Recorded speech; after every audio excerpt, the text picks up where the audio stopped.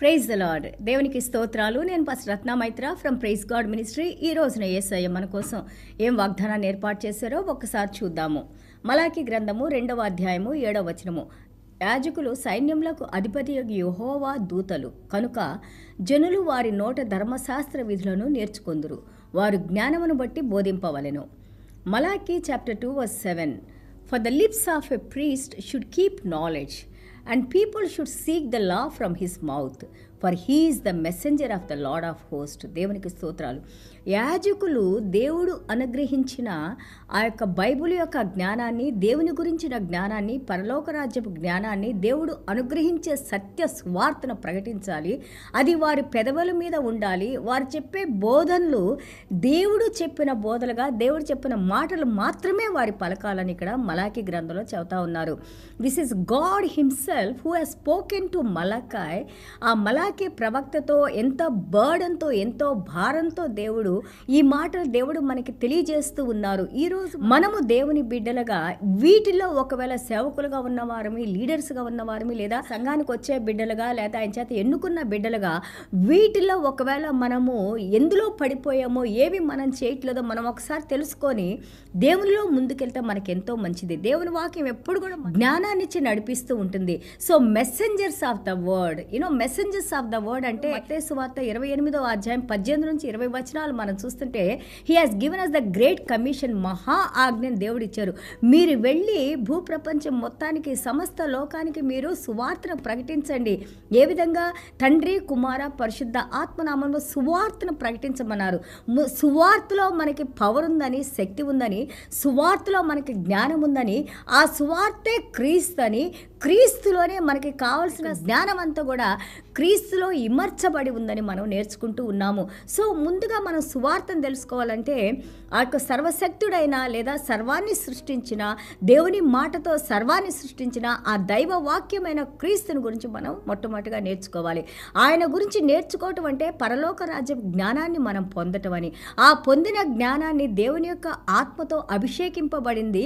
ఏ సమయంలో ఏ మాటలు మనం మాట్లాడాలో దేవుడు మనకి బోధిస్తూ ఆయన జ్ఞానాన్ని, లేదా ఆయన శిలువ మరణాన్ని, ఆయన చేసిన యొక్క ప్రపంచ మానవాళి కోసం బలి అర్పణగా ఆయన చేసిన కార్యాలను మళ్ళీ మనం తిరిగి మనం చెప్పినప్పుడు ఆ మాట ద్వారా, ఆ సువార్త ద్వారా ఎంతోమంది హృదయాల్ని పరిశుద్ధాత్మ దేవుడు స్పందింపజేసి వారి పాపాలు విడిచిపెట్టి దేవుళ్ళు నడుచుకుంటానికి దేవుడు వారికి హృదయాన్ని కలుగజేసి, ఆ రాయి లాంటి హృదయాన్ని దేవుడు తీసివేసి మాంసపు హృదయాన్ని దేవుడు మనకి అనుగ్రహించి ఆ హృదయం ద్వారా దాన్ని మనము నడుచుకుంటానికి దేవుడు మన కృపను అనుగ్రహిస్తారు. అదే మనకి నేర్పించింది. దేవుని వాక్యాన్ని వినేవారిగా ఉండాలి.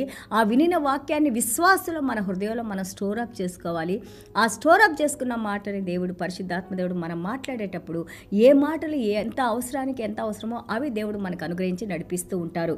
కానీ ఇక్కడ మనం మలాకి 2వ అధ్యాయం మనం చూస్తుంటే 8వ వచనం చూస్తే, అయితే మీరు మార్గము తప్పితిరి అంటే దేవుని మార్గంలోంచి you went away from God.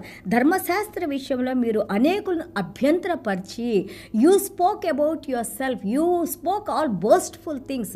దేవుని మాటలను పలకకుండా, ఆ దేవుని మాటల్లో సత్యాన్ని ప్రజలు గ్రహించి దేవుని యొక్క భయభక్తులు కలిగి జీవించడానికి నువ్వు మార్గాన్ని చూపించకుండా నీ సొంత మాటలు మాట్లాడి మార్గాన్ని తప్పి ఉన్నావు అని అంటున్నారు.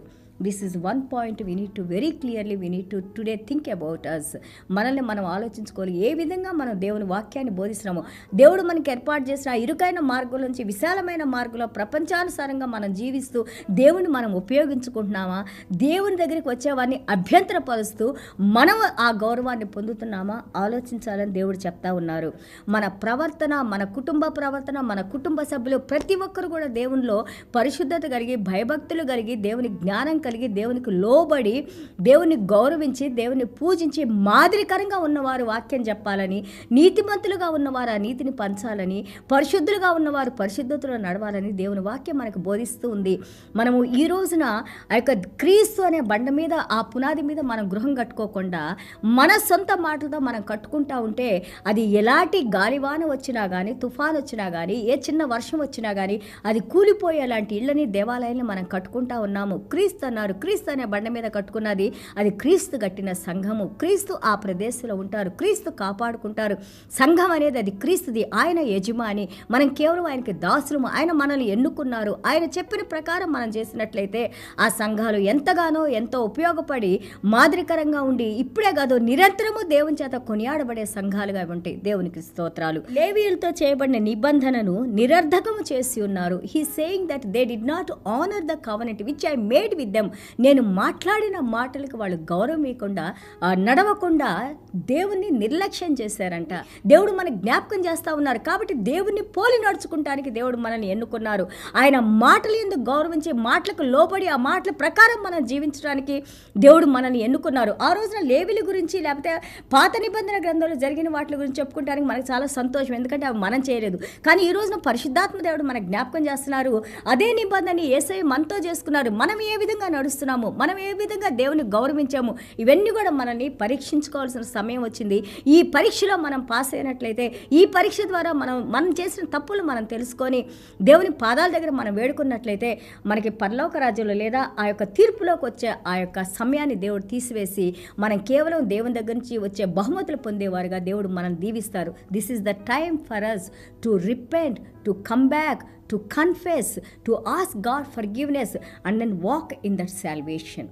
మనం దేవుని దగ్గరకు వచ్చి మన తప్పుల్ని పశ్చాత్తాపడి పాపాలని ఒప్పుకొని దేవుని పరిశుద్ధ రక్తంతో మనం కడగబడి తిరిగి ఆయన క్షమాపణ పొంది మనము ఆయన రక్షణలో భయంతోనూ వణుకుతోనూ నడిచేవారిగా ఉండాలని God has called us, God is expecting from us. దేవునికి స్తోత్రాలు. అలాగే చూడండి, మలాకి 2:9 మనం చూస్తుంటే, నా మార్గంలను అనుసరించక ధర్మశాస్త్రమును బట్టి విమర్శించట్లో మీరు పక్షపాతులు గనుక జనులందరి దృష్టికి మిమ్మల్ని తృణీకరింపదగిన వారిగాను నీచులుగాను చేసి ఉన్నాను. చూడండి, ఇదే సైన్యములకు అధిపతి యెహోవా వాక్కు అని అంటున్నారు. మీరు పక్షపాతం అంటే మనుషులు ఏది వినడానికి సొంపుగా ఉంటుందో ఆ మాటలను మాట్లాడవలసిన సువార్తను మాట్లాడకుండా ఏ విధంగా వాళ్ళకి కావాలో ఆ మాటలు మాట్లాడుతూ ఉంటుంటే ఇక్కడ దేవాది దేవుడు అంటారు, వాళ్ళ ముందే మిమ్మల్ని నీచులుగా నేను తృణీకరించి నిరాకరించి మిమ్మల్ని తీసివేస్తాను అని అంటున్నారు. This all the words spoken by the Holy Spirit. It's not me, it's not you. మనం మాట్లాడిన మాటలు కాదు, దేవుడు మనకి హెచ్చరిస్తున్న మాటలు. Be very careful. ఇదే సైన్యములకు అధిపతి యెహోవా he saying I am the one who is speaking these words. Be very careful. దేవుని మహాకృపలో ఇంకా దేవుడు మనకి సమయాన్ని ఇచ్చారు. ఈ సమయాన్ని బహుజాగ్రత్తగా వాడుకోవాలని దేవుడు మనల్ని మరొకసారి హెచ్చరిస్తూ ఉన్నారు. ముఖ్యంగా బోధకులు, యాజకులు, ఆ యొక్క బోధించేవారు, ఎల్డర్స్, లీడర్స్, వాలంటీర్స్, డేకన్స్, చర్చెస్లో పనిచేసేవాళ్ళు, ఈవెన్ కుర్చీ వేసేవాళ్ళు, చేపలు తీసేవాళ్ళు, ప్రతి ఒక్కరితో దేవుడు మాట్లాడుతున్నారు. సంఘ సభ్యులతో, ఎవరైతే పరిశుద్ధ రక్తం చేత కడగబడి దేవుని సంఘం అని పిలువబడుతున్నారో ప్రతి ఒక్కరితో దేవుడు మాట్లాడుతూ ఉన్నారు. ఆయన న్యాయ విధుల్లో నడుచుకోవాలి, ఆయన మాటలతో నడుచుకోవాలి, ఆయన మార్గంలోంచి తప్పిపోకూడదు, కుడికి కానీ ఎడమకు కానీ మనం వెళ్ళకూడదు. హీ సేయింగ్ దట్ నేను చేయొద్దన్న పనులు మీరు చేసేసి all the things which I told you not to do you have done and also you have defiled my temple. మన యేసయ్య ఏమన్నారు? The temple is the house of God. ప్రార్థన చేసే స్థలము, దేవునికి ప్రియమైన స్థలము, దేవుడు ఎన్నుకున్న స్థలము, పవిత్రమైన స్థలము, దేవుని మహిమతో ఆయన కూర్చుండే స్థలము, అతి పరిశుద్ధ స్థలాన్ని మీరు డిఫైల్ చేశారు, పాడు చేశారు. మనమే కారణం దానికి. దేవుడు చేయవద్దన్నాయన్ని మనం చేసేసి దేవుని దుఃఖపరిచి దేవుని దగ్గర నుంచి దూరం అయిపోయాం. మళ్ళీ తిరిగి దేవుని మహాకృపలో ఆయన మళ్ళీ తిరిగి మనల్ని ఒకటిగా చేస్తున్నారు, తీసుకొని వచ్చారు. He is uniting us. Be very careful how you walk, how you talk, how you see, how you think, what is your motives of your heart. మీ హృదయ యొక్క ఆలోచన ఏంటి, ఏ విధంగా మీరు చూస్తున్నారు? We have to be pure, we have to be honest, we have to have integrity of heart. యేసయ్య ఏమన్నారు? I don't have anything what this enemy has. ఈ ప్రపంచంలో ఉన్న ఎలాంటి పాపము నాలో లేదు, అందుకే ఆయన బలి అర్పణగా మన కోసం చనిపోయారు. ఈ రోజున ఆ పరిశుద్ధతను దేవుడు మనకిచ్చారు. ఆ పరిశుద్ధతలో మనం ఉండాలని, ఆ పరిశుద్ధమైన వాక్యాలను నువ్వు బోధించేటప్పుడు నువ్వు దేవుని సేవకుడు అని, మెసెంజర్ ఆఫ్ గాడ్, దేవుని దూతవని, దేవుడు నిన్ను ఎన్నుకున్నారని, ఆ ఎన్నుకున్న ప్రకారం దానికి గౌరవాన్నిచ్చి మనం నడిపించుకోవాలని దేవుడు మరొకసారి మనల్ని హెచ్చరిస్తూ ఉన్నారు. ఏ విధంగా మనం దేవునిలో మళ్ళీ తిరిగి పోగొట్టుకున్నాయి మనం పొందాలో, పరిశుద్ధతలో నడవాలో, దేవుని మనం గౌరవించాలో, సంతోషపరచాలో, ఇవి చాలా ముఖ్యమైనవి మనకి. దీని ద్వారానే మళ్ళీ తిరిగి మనం దేవుని సన్నిధానానికి రాగలుగుతాం. దేవుని పరిశుద్ధ రక్తంతో కడగబట్టడం ద్వారానే మళ్ళీ తిరిగి మనం దేవుని యొక్క హస్తాన్ని అందుకోగలుగుతాం. దేవునికి దూరంగా ఉండొద్దు, దేవుని మార్గాన్ని విడిచి వెళ్ళొద్దు. ఈ ప్రపంచంలో ఉన్న కొద్దిసేపు ఉన్న యొక్క క్షణికమైన యొక్క సుఖాల కోసం, భోగాల కోసం మనం దేవుని దూరం చేసుకోకూడదు. God is permanent, God is eternal. In God we have everything. క్రీస్తులో మనకి సమస్తము దాగున్నాయి. క్షణికమైన ఆనందం కోసం దేవుడిచ్చే నిత్య జీవాన్ని పోగొట్టుకోవద్దు, దేవునికి దూరం కావద్దు. చిన్న ప్రార్థన చేసుకుందాం. యేసయ్యా, మీకు వందనాలు, స్తోత్రాలు నాయన. Thank you Jesus. మరొకసారి మమ్మల్ని హెచ్చరిస్తున్నాయన, బోధిస్తున్నాయన, మాకు నేర్పిస్తున్నాయన, మేము చేసిన తప్పులు మాకు తెలియజేస్తున్నాయన. మీ వెలుగులో మళ్ళీ తిరిగి మేమేంటో తెలుసుకున్నాయన, తిరిగి మీ పాదాల దగ్గరికి రావడానికి నాయన మీరు మరొకసారి మాకు ఛాన్స్ని ఇచ్చినాయన, అవకాశాన్ని ఇచ్చినాయన ప్రభా. మా హృదయాలతో మాట్లాడుతున్నాయన, మమ్మల్ని సరిచేస్తున్నాయన, మీ సరైన మార్గంలోకి మమ్మల్ని నడిపిస్తున్నందుకు పరిశుద్ధాత్మదేవా మీకు వందనాలు, స్తోత్రాలు నాయన. వాక్యం వింటున్న ప్రతి ఒక్క బిడ్డ హృదయంతో మీరు మాట్లాడండి నాయన. ఈ మాటలు జీవం కలిగిన మాటలు నాయన. ఈ మాటలే మమ్మల్ని బ్రతికింపజేసే నాయన. ఇవి జీవ జలాలు నాయన. జీవ జలాల్ని మా హృదయాల్లో పొంగి పొర్లిపోయేటట్టు నాయన, ఆనందంలో మేము ఎల్లకాలం సదాకాలం మీతో పాటు నిత్యంలో జీవించడానికి నాయన కృప చూపించండి నాయన. అలాగే తండ్రి ప్రభా, ఈ పరలోక రాజ్యపు అసాధారణమైన జ్ఞానాన్ని నాయన, వాక్యం చదివినప్పుడు, వాక్యం బోధించేటప్పుడు, వాక్యాన్ని ధ్యానించేటప్పుడు, ప్రార్థించేటప్పుడు ఎల్ల వేళలో నాయన ఆ యొక్క కమ్యూనియన్లో మీలో సహవాసంలో తండ్రి, ఆ కనెక్షన్లో నాయన, పరిశుద్ధాత్మ దేవునిలో సహవాసంలో తండ్రి ఎంతగానో దినదినము నాయన మా ఆత్మకు, మా జీవానికి, మా శరీరానికి తండ్రి మీరు శక్తినిచ్చిన ఆయన ప్రభా, బలాన్నిచ్చిన ఆయన ప్రభా. మీ మహిమ కోసం మేము జీవించిన ఆయన, మిమ్మల్ని మహిమపరిచి గౌరవించే బిడ్డలుగా మమ్మల్ని, మా కుటుంబాన్ని దీవించిన ఆయన, మీ యొక్క నూతన అభిషేకంతో మమ్మల్ని అభిషేకించిన ఆయన, ప్రతి బలహీనత నుండి విడుదల కలుగు చేసిన ఆయన, మమ్మల్ని, మా కుటుంబాన్ని నాయన మంచి ఆరోగ్యాలతో, దీర్ఘాయుష్తో, అలాగే వాక్యం వింటున్న ప్రతి బిడ్డనైనా ఆలోచింపజేసిన ఆయన ప్రభా, సరైన మార్గంలో నడుచుకుంటానికి కృప చూపించిన ఆయన, సహాయం చేసిన ఆయన, క్షమించిన ఆయన, మీ నామానికి మహిమ, ఘనత, ప్రభావాలు తెచ్చుకోమని యేసయ్య దివ్యమైన నామములో తండ్రి ఆశీర్వదించి ప్రార్థన చేస్తున్నాం తండ్రి. ఆమేన్. God bless you all.